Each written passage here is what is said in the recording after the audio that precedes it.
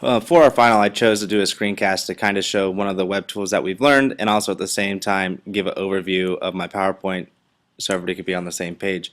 We started with talking about our needs assessment in this class and where we were at our school. And when we talk about a school, I got very excited because I got to learn more about the school that I work at, Health Sciences High. I believe that my school is in a great place, and I believe that they're doing a lot of things that I would agree with. When I looked over this, I couldn't really mark anything low or down because I thought that we were doing the right thing.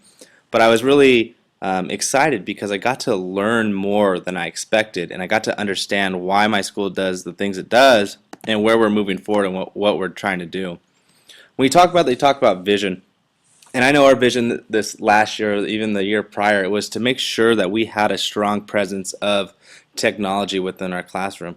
So we opened up a communication with our staff and said, is this something that we wanted to do? Because that's something that was going to take a lot of our budget and figure out how to make the money to support this idea. And with that is making sure that all our teachers are going to feel supported while we make this transition. So as a group, we decided to move forward, and we started to make sure that we were a blended learning environment and make sure that we were going in the right direction.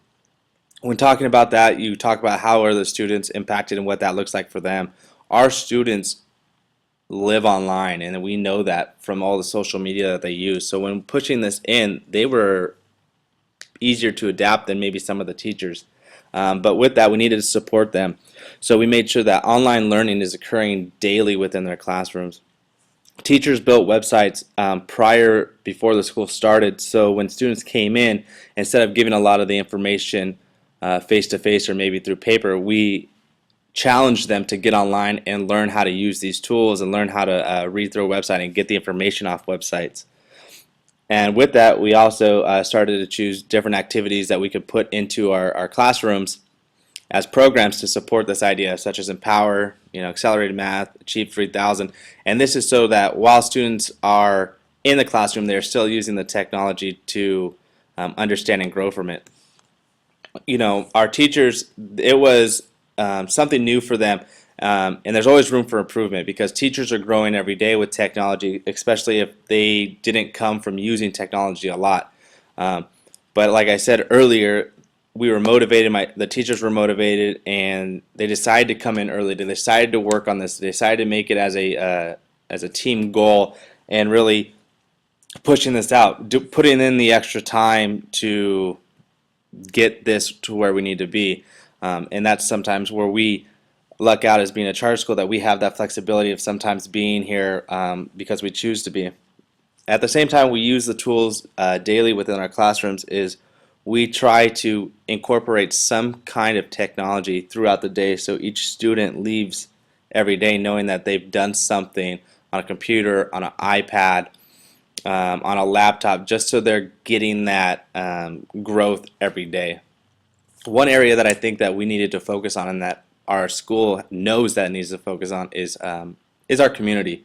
We do have a lack of parent involvement, and that has been a struggle, I believe, since the school has opened.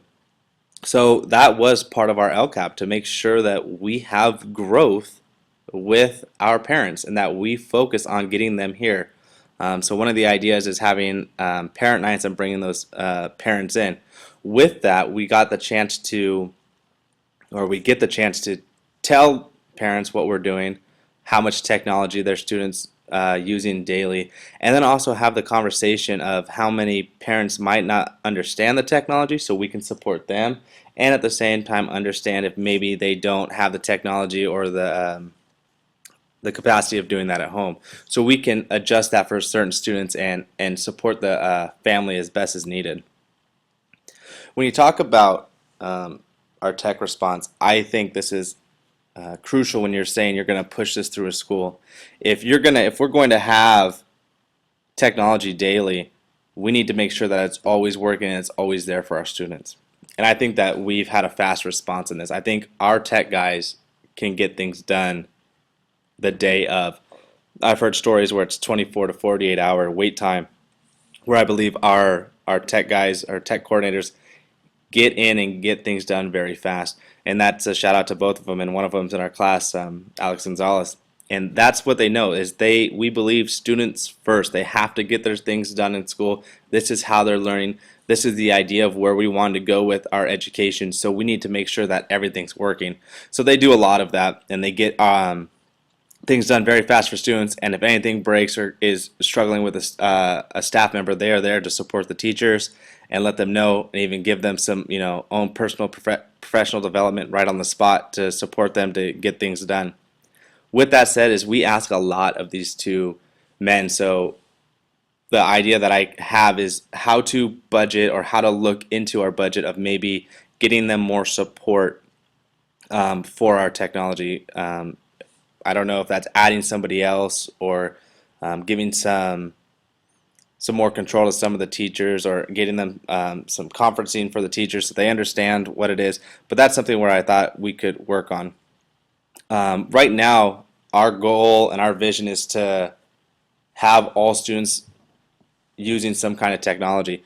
So when we talk about how much technology we have and what we can use, we talk about having a computer cart or an iPad cart or docked computers in each one of the classrooms. We aren't at a 1-to-1 ratio, and I believe our tech guys believe that's a good idea. We're at a 2-to-1 ratio, which still allows us to have most of our students always on a computer and still have that collaborative learning going on. At the same time, we are a school that does offer Wi-Fi to our students so they can use their own devices. We know that a lot of students bring their own devices in, and that gives them the option to use that. I think this is a great tool, and that we can always move forward and see where we can go from that. Our data system, just like district and other schools, is Power School, and that's where we put a lot of our information in. What we use that for is at the end of the year and every year before schools, we can oversee where we were and what we did. I think that we need to build this a little bit stronger to see and understand how well we are doing with some of our goals, such as how is technology benefiting us. But I believe some of our leaders are taking their own personal data and following up with that. With our Power School, it always is the question of who's running it and how does it look and who has access to it. So making sure that that's very clear. Accessibility is a big thing. We have a huge idea of culture, and that students should be able to do a lot of things that they need to do in school, so they don't have to stress about doing it at home, or the family doesn't have to stress about it at home.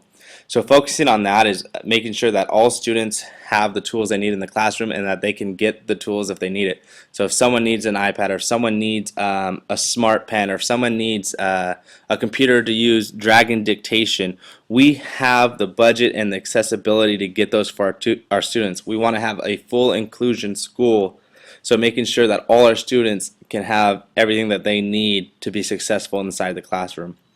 With that being said, is some of our students do not have the accessibility at home, so making sure our after-school program allows them to have technology when they arrive, either in the morning or after school. I believe this is somewhere where we can focus on grants, and our budget is to make sure that our grants are focused on this so we can get more money for an after-school program to support these students.